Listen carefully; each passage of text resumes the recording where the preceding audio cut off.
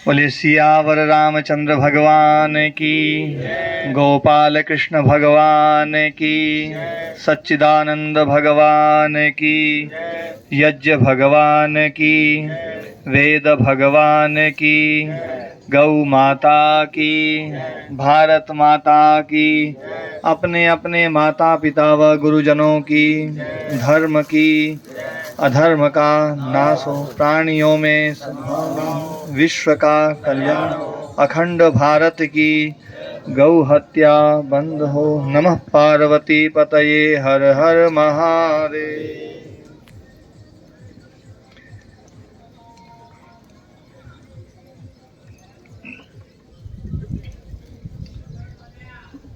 आज इस मंगलमय दिन पर आप सब लोग यहाँ पर उपस्थित हुए हैं, सब आशीर्वाद देने के लिए। हमारे भाई रामकरण जी और ललिता जी और इनके पूरे परिवार को अपने अपने शुभाशीष देने के लिए यहाँ पर आप सब लोग पधारे हैं।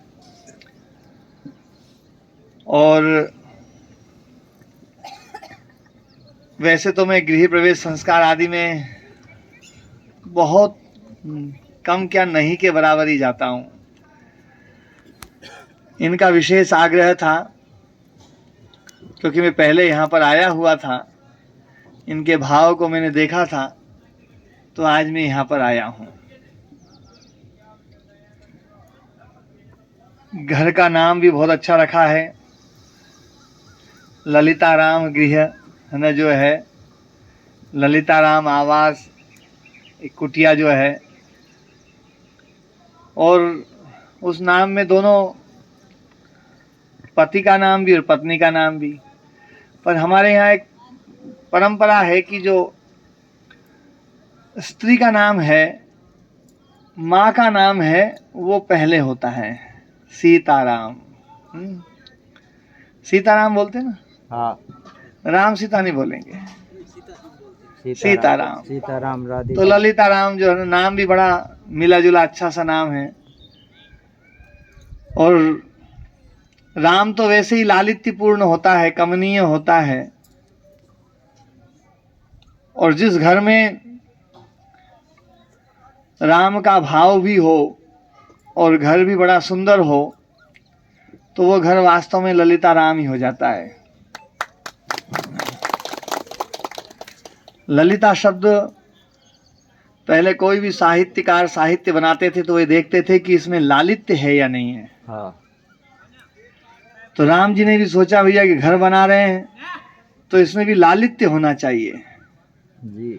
तो इन्होंने उस घर को भी बहुत सुंदर बनाया है। वास्तव में जो है ना, इस घर में केवल ललिता का नाम ही नाम नहीं है, वास्तव में वो गुण भी है। घर जो है बहुत अच्छी तरीके से, व्यवस्थित तरीके से, बहुत सुव्यवस्थित और बहुत अच्छा नक्शे से घर बनाया है। पर एक बात मैं और फिर से बोल रहा हूं जो सबके लिए है, घर क्या है? शास्त्रकारों ने पूछा एक प्रश्न कि गृह किसको बोलते हैं? तो शास्त्रकार बोलते हैं, महर्षि चाणक्य बोलते हैं, बोले गृहम गृहम नोच्यते गृहिणी गृहम उच्यते। घर घर नहीं है, गृहिणी ही घर है। इसलिए प्राचीन काल से जो है ना, घरवाली को जो है ना, पत्नी को घरवाली बोलते हैं, हैं? हाँ। पत्नी को क्या बोलते हैं? घरवाली, गृहिणी। पति को ग्रहण नहीं बोलते हैं, वो है गृहिणी। क्योंकि घर वास्तव में उसी से चलता है। केवल ईंट पत्थरों का मकान घर नहीं होता है, सीमेंट का ढांचा घर नहीं होता है। आप लोगों ने देखा होगा कई बार घर बहुत अच्छा होता है, लेकिन है ना, पति पत्नी में जो है ना मतभेद हो जाए तो बोले भैया उसका तो घर टूट गया। घर तो बिल्कुल बढ़िया है, पर घर टूटा कैसे? घर टूटा है संबंधों के कारण से। जिस घर में पत्नी दुखी है, जिस घर में पत्नी का व्यवहार सही नहीं है, वो घर नरक जैसा है। और जिस घर में पत्नी प्रसन्न है, नारी शक्ति प्रसन्न है, यत्र नार्यस्तु पूज्यन्ते रमन्ते तत्र देवता। ये कहा जाता है कि जहां नारी प्रसन्न है, वहां तो वास्तव में स्वर्ग है। तो नारी को इतना महत्व क्यों दिया गया? ये महत्व पुरुष के लिए भी हो सकता था, लेकिन पुरुष को यह महत्व नहीं दिया गया। कई बार ये कहते हैं लोग, बोले कि पहले वाला जो समाज था वो पुरुष प्रधान समाज था। ऐसा नहीं है। हमारा समाज पुरुष प्रधान भी और स्त्री प्रधान भी, सबकी अपनी अपनी जगह पर वो है। आजकल ये जो है ज़्यादा उपदेश दिया जाता है नारियों को, बोले भैया तुम जो है ना, तुम आगे बढ़ो, तुम आगे बढ़ो, तुम पीछे मत रहो, तुम पुरुष से कम नहीं हो। ये जो उपदेश दिया जाता है ये बहुत भटकाव वाले उपदेश हैं, हमारे समाज को तोड़ने वाले उपदेश हैं। समाज के लिए आप सब लोग एक बात सोचिए, आप अपने माता पिता का ख्याल रख, है ना, ध्यान रखते हुए अपने माता पिता, अपने दादा दादी, अपने नाना नानी, उनका विचार करते हुए जरा एक बार बात सोचिए कि घर में किसकी चलनी चाहिए? माँ की या पिता की, दादा की या दादी की, नाना की या नानी की, किसकी चलनी चाहिए? पिताजी की चलनी चाहिए। और यदि हम ये सोचें कि पिताजी की चले तो भी गलत। पहले का जो समाज था, आज से 30 साल पहले की मैं घटना सुना रहा हूं, 30 साल पहले तक के समाज की घटना आप सबको याद होगी। 30 साल पहले का हमारा समाज कैसा था कि यदि कोई व्यक्ति दारू पी करके घर में आ जाए तो उसको घर में घुसने नहीं दिया जाता था। बात गलत तो नहीं बोल रहा हूं मैं? यदि किसी को अंडा खाना है, मांस खाना है, उस आदमी की हिम्मत नहीं पड़ेगी कि घर में ले आए वो मांस। किसकी चलती थी घर में? घर में यदि कोई पुरुष जो है वो सोच रहा है कि मैं मांस ले आऊं घर में या शराब ले आऊं, तो घर में शराब लाने की अनुमति नहीं होती थी। इतनी शक्ति हमारे देश में मातृशक्ति की होती थी। माताओं बहनों की ये पावर होती थी कि घर में कोई भी अनैतिक काम नहीं होगा। तो केवल यूं नहीं है कि केवल पहले पुरुष की चलती हो, हमारे देश में पुरुष के साथ साथ मातृशक्ति की भी चलती थी। दोनों की चलनी चाहिए। ये तो दो पहिए हैं भैया, मोटरसाइकिल में कौन सा पहिया चलना चाहिए बताओ? है? दोनों ही चलने चाहिए ना। ऐसे ही घर गृहस्थी में दोनों की चलनी चाहिए। हाँ, कोई यूं सोचो भैया मैं तो इससे आगे रहूं, मैं इससे पीछे रहूं, मैं इसको आगे निकालूं, मैं इसको, तो फिर तो भैया मोटरसाइकिल काम की नहीं रहेगी, वो तो गिरेगी। अपनी अपनी जगह पर सब चाहिए। लेकिन एक बात ध्यान रखना, घर के निर्माण में, संतान के निर्माण में जो भूमिका हमारे पूर्वजों ने मातृशक्ति के हाथों में सौंपी है वो पुरुषों के हाथ में नहीं दी। संतान का निर्माण करना किसके किसके जिम्मे लगाया? माँ के हाथ में। और माँ को कहते हैं माता। क्या बोलते हैं? और माता के आगे निर उपसर्ग लगा दे तो क्या बन जाएगा? निर्माता। निर्माता मतलब बनाने वाला, निर्माण करने वाला। निर उपसर्ग लग गया। वास्तव में माता शब्द का अर्थ ही होता है निर्माता। माता को हम माता इसलिए बोलते हैं क्योंकि वो निर्माण करने वाली है, वो बनाने वाली है, वो सृजन करने वाली है। उसका काम है सृजन करने का। हम देखते हैं जीव जंतुओं में सृजन का काम बहुत थोड़े समय तक का होता है। भैया बच्चा पैदा कर दिया, उसके बाद में थोड़े समय तक, जब तक वो भोजन वोजन नहीं कर पाए तब तक पाल दिया, बात खत्म। लेकिन मनुष्यों में हम देखते हैं कि मनुष्य में केवल पैदा करने से ही जो है माता पिता का काम पूरा नहीं होता है। उस संतान को योग्य संस्कार देने पड़ते हैं, तब जाकर के माँ का पूरा रोल होता है, पिता का पूरा रोल होता है। और संस्कार देने के काम में, बालक के निर्माण के काम में माँ का रोल सबसे ज्यादा है।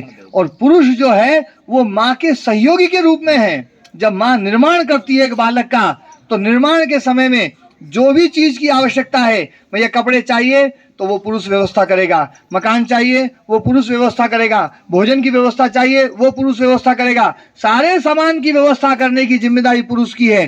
पुरुष केवल सहयोगी है, निर्माण का काम तो माँ का है। और जिस घर में माँ सही हो, वास्तव में वो घर घर है। और जिस घर में मातृशक्ति गड़बड़ हो गई है वो घर तो नरक है। इसलिए आज जो है हम सब लोग यहाँ बैठे हुए हैं, कभी भी ये मत सोचो कि घर में मेरी ज्यादा चले। क्योंकि आजकल क्या है, जैसे जहां मैं देखता हूं आजकल राजनीति बड़ी खतरनाक होती जा रही है। जहां महिलाओं की सभी ये सभाएं हैं, सारे राजनेता एक बात में कहेंगे, बोले भैया नारी शक्ति को आगे बढ़ाएंगे, हम ये करेंगे वो करेंगे, नारी शक्ति को आगे बढ़ाएंगे, नारियों को ये आरक्षण देंगे, उसको वो देंगे, यूं करेंगे वो करेंगे। मैं कहता हूं देखो, सबको सम्मान मिलना चाहिए, लेकिन नारी और पुरुष में भेदभाव मत करो। और जो ये सोचते हैं कि घर में तो नारी की चलनी चाहिए, नारी की चलनी चाहिए, जो आजकल एक भाव सिखाया जा रहा है, यहाँ जितनी माताएं बहनें बैठी है ना, आप सबसे पूछता हूं कि घर में बेटे की चलनी चाहिए, बहू की चलनी चाहिए? बताओ जी। बेटे की चलनी चाहिए। जब बेटे की चलनी चाहिए, तुम लोग नियम बनाओ, तो वही नियम जो है ना आपके सास ससुर के ऊपर भी लगाओ। भैया सास ससुर भी यही सोचते होंगे कि घर में बेटे की चलनी चाहिए, बहू को अनुगामिनी बनना चाहिए। हम क्या है, हर जगह पर नियम अलग अलग चलाते हैं। मेरी बेटी जब ससुराल में जाए तो घर में, उसके घर में तो बेटी की चले, और मेरे घर में बेटे की चले। और आपका समधी ये सोचता है कि भैया उसके घर में तो मेरी बेटी की चले। बताओ झगड़ा होगा कि नहीं होगा? झगड़ा होगा। पहले समाज में एक व्यवस्था चला करती थी कि घर में यदि कोई किसी प्रकार की बात हो गई तो पत्नी को पति का प्रिय बन करके, उसका अनुगामिनी बन करके रहना चाहिए, पति की इच्छाओं का ध्यान रखते हुए। और पति का भी कर्तव्य है कि पत्नी का भी पूरा ध्यान, उसकी इच्छाओं का ध्यान रखते हुए उसको हमेशा प्रसन्न रखना चाहिए। उसकी एक एक बात, जो भी बात है उसका ध्यान रखे। पति और पत्नी आपस में बहुत प्रेम से रहें। ये चीज़ झगड़े की नहीं होती है, ये झगड़ा का मामला ही नहीं है। यहाँ तो पति पत्नी दो अलग अलग सत्ताएं नहीं हैं, पति और पत्नी दोनों मिलकर के एक सत्ता हो जाती है। जैसे दूध और पानी मिलकर के एक हो जाता है, वैसे ही पति और पत्नी मिलकर के एक सत्ता हो जाए। जिस घर में ये एक बन करके रहेंगे, वास्तव में वो घर स्वर्ग है। और जहाँ पर ये एक और एक जो है ना, दो बन करके अलग अलग रहेंगे, एक है ना साउथ पोल और एक नॉर्थ पोल, एक जो है ना करंट का तार और एक वो, तो मामला गड़बड़ हो जाएगा। दोनों मिल करके प्रेम से रहें, एक बन करके रहें। इसलिए तो कहा जाता है ना अर्धांगिनी। अर्धांगिनी मतलब आधी वो और आधी तुम, है ना। आधा पति और आधी तुम मिलकर के क्या हो गए? एक। अलग अलग नहीं, दोनों मिलकर के एक हो जाएं, सममना हो जाए, एक ही मन हो, एक जैसा विचार हो, एक जैसा मन हो, एक जैसा पूरी योजनाएं हो, तो फिर गृहस्थ जीवन भी वास्तव में बहुत श्रेष्ठ जीवन है। मुझसे लोग कहते हैं, बोले गुरुजी आप गृहस्थी नहीं बने, गृहस्थियों को ज्ञान देते हो, तो गृहस्थी जो है ना बने तो आदमी कैसा बने? एक आदमी मेरे पास आया था, बोले जी गुरुजी गृहस्थी बनना चाहिए, सन्यासी बनना चाहिए? तो मैंने कहा मन भैया देखो, ये एक प्रश्न लेकर के एक साधु के पास में कोई व्यक्ति गया। उस साधु ने कहा, बोले भैया तू गृहस्थी या साधु तो बाद में बनना, पर मेरे साथ एक बार चल। तो साधु महात्मा उस व्यक्ति को लेकर के गए। तो एक गांव में एक गृहस्थी था, टेलर, दर्जी बोलते ना, दर्जी कपड़े सिलता था। तो साधु महात्मा ने कहा, बोले चुपचाप चलना है, बागड़ के बाहर से देखना है, उसको पता नहीं चलना चाहिए अपन आए हैं, और चुपचाप देखते रहना उसके घर में क्या हो रहा है। उस युवक को साधु महाराज लेकर के गए और बिल्कुल ना बागड़ के बाहर बिठा दिया और बहुत आराम से बैठ गए, बोले देखते रहो। वो व्यक्ति जो है दर्जी था, वो कपड़े सिल रहा था, सिलते सिलते अचानक उसकी जो ना उसकी कोई सुई गिरी। उसने आवाज दी, बोले जी सुनती हो, है ना, जो है ना दीपक लेकर के आना, जो है मेरी सुई गिर गई।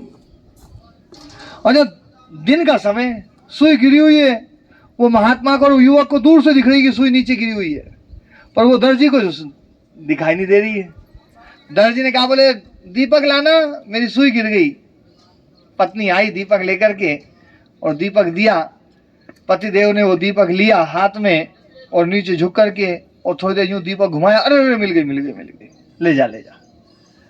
वो जो है पत्नी अंदर दीपक ले गई, पतिदेव फिर काम करने लग गए। साधु महात्मा ने उस युवक को उठाया, बोले चल, बोले देख गृहस्थी हो तो ऐसी हो, ऐसा नहीं होना चाहिए कि एक ने कहा दूसरे को, बोले तेरी आंख फूट गई क्या, सूरज इतना होगा हुआ है, इतना उजाला है, तो सुई देखो वहां पड़ी है और फिर भी तू ना दीपक मंगा रहा है। आदमी जो है ना बिना मतलब के झगड़े में ज्यादा पड़ता है। सही है महाराज। तो ऐसे झगड़े यदि करना हो तो बोले गृहस्थी मत बनना। हाँ झगड़ा रोक सको तो गृहस्थी बनो। तो बोले महाराज फिर साधु कैसे बने? बोले चलो साधु बनने के वो भी दिखाते हैं। तो महाराज उस युवक को एक पहाड़ी पे लेके गए। पहाड़ी पे एक महाराज बैठे थे, कोई उम्र होगी उनकी जो है ना 77-78 साल की। अब वो साधु को देखने के लिए दोनों गए, बातचीत करी, बातचीत करके उस पहाड़ी से जब नीचे उतरे, नीचे जब उतर गए तो वो जो महात्मा था जो लेकर के गया था युवक को, उन्होंने जोर से कहा, बोले महाराज, बोले तुम्हारी उम्र कितनी हुई, कितनी हो गई तुम्हारी उम्र, जोर से चिल्ला के बोले। अब नीचे खड़े हैं पहाड़ी से, और वो महाराज जो बूढ़े महाराज है वो पहाड़ी के ऊपर हैं।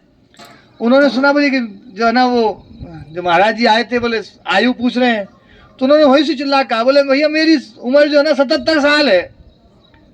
अब सुनाई भी दे रहा है नीचे तक, लेकिन फिर भी वो महाराज ने कहा, बोले महाराज सुनाई नहीं दिया, कितनी बताई? तो महाराज ने और जोर लगाई, बोले 77 साल। बोले अभी भी सुनाई नहीं दिया, बोले 77 साल। बोले महाराज सुनाई नहीं दिया।